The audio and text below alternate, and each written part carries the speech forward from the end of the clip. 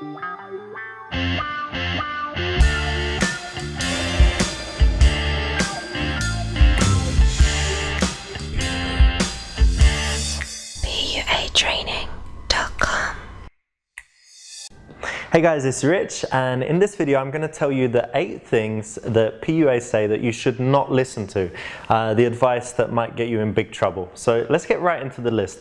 First things that you probably heard is DHV stories, which are things, stories where you embed in a bunch of, cool information about yourself that might even not be true. So, last year I was driving in my Ferrari with my model girlfriend and, we got into a car accident and blah, blah, blah. This kind of thing. So you're telling some stupid story and you're putting in all of these things to show off. And this is the first thing you shouldn't do. I believe that it's a demonstration of lower value, not higher, when you meet a girl and in the first minutes you try and tell her a lot of cool things about yourself. It's much better actually if she's left to guess and you have this quiet confidence, and then later she finds out things gradually. There's things that I don't reveal about myself, but a girl will naturally find out, after she's talked to me for maybe 10 hours in total. So it might be the 3rd or the 4th date. We just get onto that subject and then she directly asks me and she'll find out. I'm not even going to say it in this video because, I wouldn't give these show-off points even on a YouTube video. So in general, it's much better to, have the stuff that you're cool about, and even have, the conversation can kind of move to those areas naturally. You can ask her questions in that area and it naturally gets there. But if you build it into a story, it is very bad. Which brings me to the second thing that is bad, which is storytelling in general. When you first meet a girl, she doesn't want to listen to stories about yourself. So, she meets you, oh, you wouldn't believe what happened to me last month, and you've got some long story like this. I've met maybe 2 people in my whole life that are fantastic storytellers.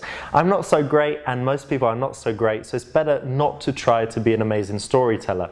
If you can talk about her and her interests more than you, what you'll find is that after 40-45 minutes of conversation, she'll realize that you know that much about her and she knows very little about you, but she likes you, and that will make her curious and she'll start asking you questions, and then you can give information, but it doesn't need to be in the form of a story.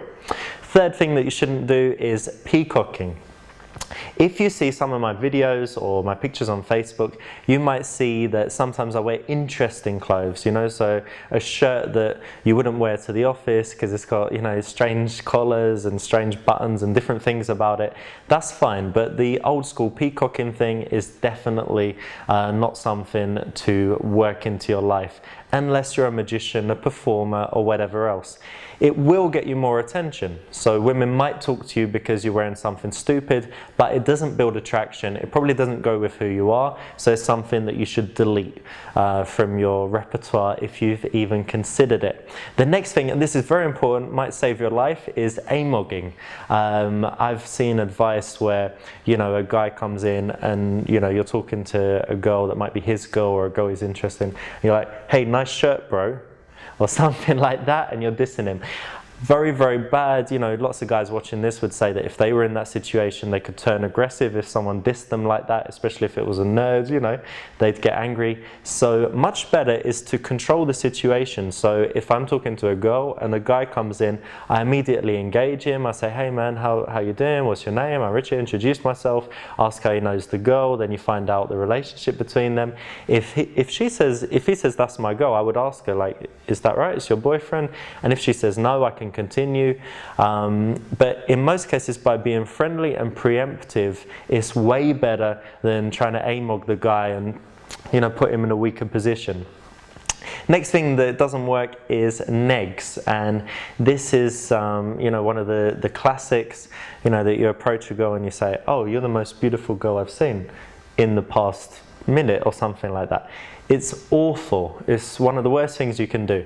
Much better is to achieve the same result by not having a compliment at all in the early stages, giving genuine ones later, but only if you meet a girl that is very bitchy and difficult, then you can tease her, you can play with her, but it's not done in the form of a neg. You know, it's done in that playful, teasing, cocky, arrogant way, and making fun of her. But only a girl with a big ego. Even if a girl is very beautiful, if she's very sweet and soft, negging her will absolutely destroy it. And I can think of back in the day when I used that stuff, and it was very hit and miss, and usually miss, but when I'm cheeky with girls that are confident, they love it, and it works every single time. So don't use negs, you never need to.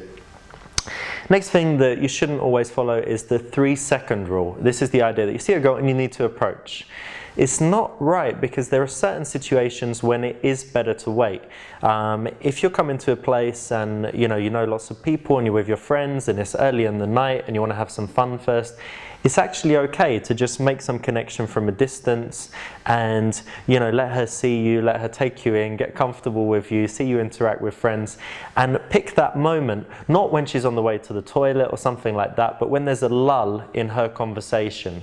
Before other guys come in, of course, but it's not always 3 seconds. Sometimes you want to be very fast approaching, and sometimes you want to be a little more strategic, demonstrate some things in her field of vision and then come to her later. So this is one that is not always bad to do, but sometimes it's not good to follow the 3-second rule. Another one that I've seen guys do that is just stupid is not buying girls drinks. So they've been talking to a girl for 10 minutes, their drink is finished, she hasn't got one, or she's finished hers, and they're like, okay, I'm going to go get myself a drink, or they just stand there and they don't get any more. If you're a businessman and you're talking to a girl that is a student, don't be scared of spending money on her. It's fine to buy her a drink, it's fine to buy her dinner, it's fine to invite her somewhere, especially if it's you inviting her. You need to pay, and there's nothing wrong with that. This whole thing comes from the opener, you're pretty, can I buy you a drink? That's completely wrong. But once you know that she isn't just talking to you to get the drink, that you're having a nice conversation, it's the gentlemanly thing to do, and there is nothing wrong with it. If she's a high-powered businesswoman, then fine, she can get you the next one. But in most cases, be the man, be the leader. It's fine to buy her a drink. Finally, about not drinking yourself, I remember I used to drink tap water every time when I went out, and that was okay because I was going out a lot and it would have cost a lot of money to buy alcohol, but don't think that you can't have a drink.